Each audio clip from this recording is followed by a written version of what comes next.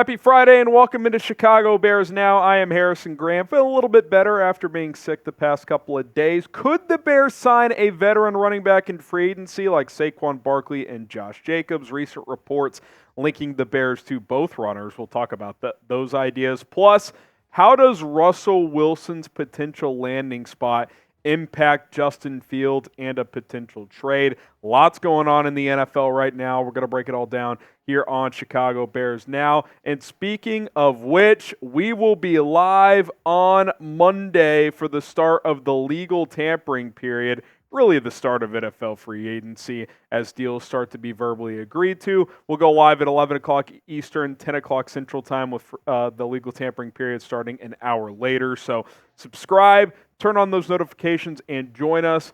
I think we were live for 9 hours on day one last year. Not sure we'll be live that long this year, but who the hell knows? It's going to be a lot of fun. Be sure to join us for all of that. Okay, Saquon Barkley. Let's start there. He's been a popular name in NFL circles really since Tuesday because he, of course, did not get franchise tagged by the New York Giants, and the Bears have been linked as a potential destination by Pat Leonard, who covers the Giants, and other people as well as a team that could pursue Saquon. Now, his numbers were a little bit down last year compared to the year before.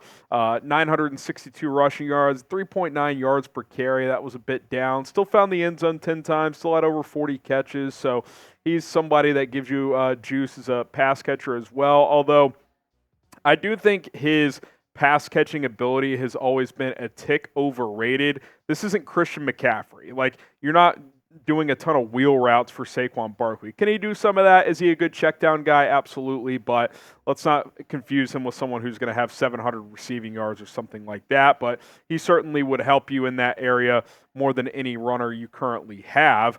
I like Khalil Herbert. I like Roschon Johnson, but I've told you guys for weeks now, I really like the idea of upgrading at RB1. I like the idea of getting a veteran running back in here because unless something changes, it sounds like the Bears are going to draft Caleb Williams with the number 1 overall pick, and I like having a reliable running back with a rookie quarterback. A, you get another playmaker on this offense, which you need regardless of position, and B, you don't want to put a ton of pressure on any rookie quarterback, and quite frankly, there was too much pressure on Justin Fields these past couple of years. Get someone in here who you can give the rock to 20 to 25 times per game if you need to. Obviously, Saquon Barkley can do that. Now, do I want to give him 3 years and $36 million? Probably not, and that is what Pro Football Focus projects for Saquon Barkley. They believe he gets a 3-year deal. They think it's going to be $12 million per year with about half of it guaranteed. I would prefer a 1 to 2 year deal. I don't mind $12 million per year. I'm fine with that, but a 3-year deal to me is a little bit rich. I get that third year is not probably going to have a ton of guarantees, but I would almost go with another option. There's other players available like Josh Jacobs, like Derrick Henry, that are out there. You can get to that second tier if you want with like Austin Eckler and Tony Pollard. Again, I'm not going to be sour if the Bears give Saquon Barkley a solid contract here. I would just prefer him on a 2-year deal instead of a 3. Now, do you want Saquon Barkley in Chicago? Type Y for yes, or you can type in for no. I'd like to have him. I'm not dying to have him. I wouldn't just go all in on him, but yeah, I would be completely happy with Saquon. Get your votes in, Y for yes or in for no.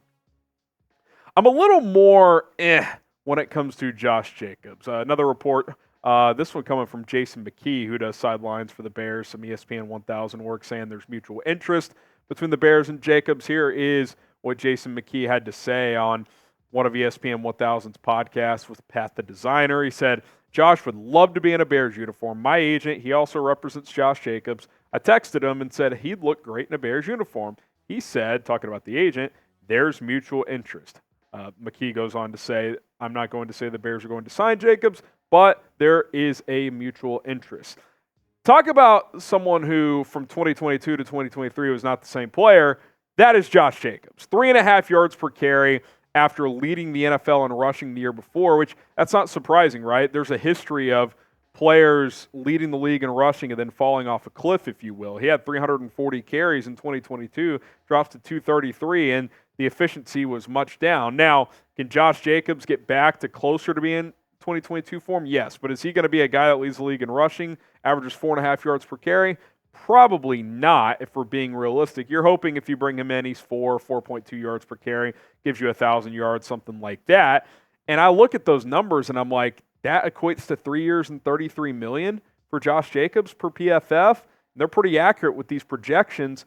I just don't see it. Like, I'll say this right now. If it's 3 for 36 for Saquon, 3 for 33 for Jacobs, I'd rather have Saquon. It's slightly more to pay for a guy who I think has a little more juice, a little more wiggle in the tank at this point. I'll be completely honest. I'm lukewarm on Josh Jacobs. Now, if his market stales a little bit, you get him in like 8 to 10 million, yeah, like I'd be open to it, especially on a 1 or 2 year deal. But 3 years and $33 million for a guy who was 3.5 yards per carry, was not near the top of the league in over yards expected, which is kind of an advanced stat, if you will. Didn't break a lot of tackles. I think I saw he had 10 broken tackles last year. Like, that's a very low number. So I think I'd rather go cheaper route if you're going to bring in a guy like Josh Jacobs, if I'm being completely honest. Now, something I'm not lukewarm on is the products from Mando. Mando is absolutely fantastic. It's been new year, new me when it comes to Mando, and it's new year, no stink, if I'm being completely honest. For the past couple of months, I've been smelling better than ever because today's show is sponsored by Mando from the makers of Lume Deodorant. Mando is here to make sure that you showcase your best hygiene yet. If you suffer from stinky feet, armpits, or even below the belt, the Mando is for you, as the Mando doctor developed a clinically proven odor blocker. You can get $5 off with code CHAT at shopmando.com. The Mando starter pack includes a solid stick deodorant, cream tube deodorant, 2 free products of your choice like body wash and deodorant wipes, and free shipping. So don't be the smelly guy in the car when traveling anymore. Ditch that stink and get going with Mando today. Got some of the invisible cream deodorant right here. It is absolutely fantastic. Lasts a long time as well. You get the $5 off with promo code chat at shopmando.com. Get those free extra products. Go check it out. It's shopmando.com, promo code chat. And by the way, that code chat, $5 off, that's over 40% off of the starter kit here. Check it out. Link is in the comments and in the description. Okay, let's talk quarterbacks now. Russell Wilson in the headlines here on a NFL Friday, and he is reportedly on his way to meet with the Pittsburgh Steelers, and that's not the only team he is apparently met with or going to meet. Adam Schefter having the note that the Steelers and Giants have either met or are meeting with Russ. Sounds like he just met with the Giants maybe last night and is on his way to go meet with the Steelers today. Schefter says there's expected to be more, including the possibility of the Raiders, another quarterback-needy team. I think Pittsburgh's going to make a pretty strong push here, and if they have a good meeting today, they may push to sign him right then and there, because remember, the Broncos technically don't release him until the start of the new league year, but they've allowed him to negotiate and talk to new teams, so they could come to terms today if they wanted to. And make no mistake, this impacts Justin Fields. This impacts the Bears and the timeline of trying to trade Justin Fields if they are still going to go down that road. And I still get asked, well, they haven't traded Fields. Maybe they're keeping him. Yeah, they might. Until they do, we can't say for sure, but all the reporting suggests that they're going to draft a quarterback and try to trade Fields. Now, I do wonder if the scenario of keeping Fields and drafting a quarterback works its way back into play if the market for a Justin Fields trade dries up a little bit. That's, I think we're still a little early on that, but you definitely could see a path of that, because you look at these quarterback-needy teams right now. Atlanta, what if Kirk Cousins goes there? Okay, jot them off the list. What if Russ signs in Pittsburgh? What if Washington and New England draft a quarterback? What if the Raiders trade up and draft a quarterback? Vikings, are you going to trade within the division? Giants, they still have Daniel Jones under contract. I think they might draft a quarterback, but I don't think they're going to trade for Fields. Denver, I don't think Fields is a Sean Payton type of quarterback. He likes guys who can get the ball out quickly and on time, and that's not really Justin Fields' game. Russ to Pittsburgh is probably not great for the Bears, because I still view the Steelers as a team that could potentially be in play for Justin Fields. And I know the recent reporting is, they're not in on Fields, this and that. Well, if they don't get Russell Wilson, I think that changes potentially. Until they actually do it, I am not convinced Pittsburgh trots out Kenny Pickett next year. I just think that is insane behavior for a roster that's pretty good with a clear quarterback deficiency in Kenny Pickett. Say what you want about Justin Fields. He is a clear upgrade over Pickett. So Look, it's going to be interesting, and I don't think a trade happens before free agency. I've thought that since the end of the combine. The way things trended that week is that, with Kirk potentially going elsewhere and with, until Baker signs and this and that, like, it just, Fields is not the top quarterback domino to fall at this point. I think all three of these dominoes probably fall before a Justin Fields domino, and that is Kirk Cousins making a decision, which I guess we'll start meeting with teams next week. Baker Mayfield, I think he returns to Tampa Bay, but until he does, that domino has to fall. Then Russell Wilson, does he go to Pittsburgh, Vegas, Giants, does he go somewhere else? All those things have to happen likely before Justin Fields gets traded unless the Bears take a lesser offer, which I don't think I'm doing if I'm Ryan Poles. So I don't expect to trade before Monday. Could something change? Could a team come out of the woodworks and make at least a decent offer that Ryan Poles is willing to accept? Maybe.